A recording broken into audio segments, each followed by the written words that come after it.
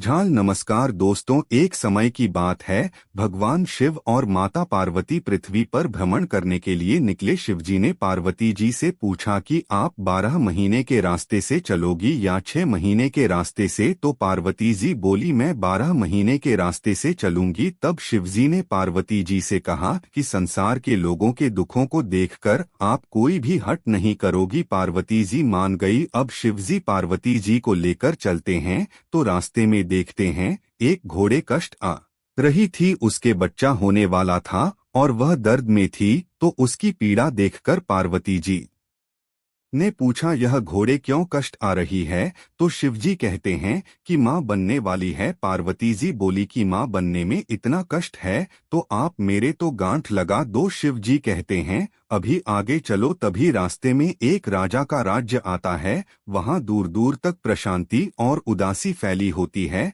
वह उदासी देखकर पार्वती जी पूछती है कि यह सब उदास और शांत क्यों है। तब गांव के लोग कहते हैं हमारे नगर की रानी माँ बनने वाली है और कष्ट में है, इसीलिए हमारे गांव में उदासी छाई है। तब पार्वती जी फिर शिवजी से कहती हैं कि माँ बनने में इतना कष्ट है तो आप मेरे गांठ लगा दो। वह शिवजी के पीछे पड़ जाती है, पर शिवजी उन्हें यह कहकर आगे बढ़ जाते हैं कि यदि एक बार गांठ लग गई तो दोबारा नहीं खोल सकती आप। जब वह आगे बढ़ते हैं तो देखते हैं कि स्थिति में एक गाय कष्ट आ रही थी। उसकी पीड़ा देखकर पार्वती जी फिर बोली, माँ बनने में इतना कष्ट है तो आप मेरे तो गांठ ही लगा दो। पार्वती जी हट करने लगी तो शिवजी ने पार्वती जी के गांठ लगा दी। अब वह दोनों आगे बढ़े। इस प्रकार चलते चलते वह दोनों पार्वती जी के पीहर पहुँचते हैं। वह सब उनकी खूब आवभगत करते हैं। खूब पकवान बनाए जाते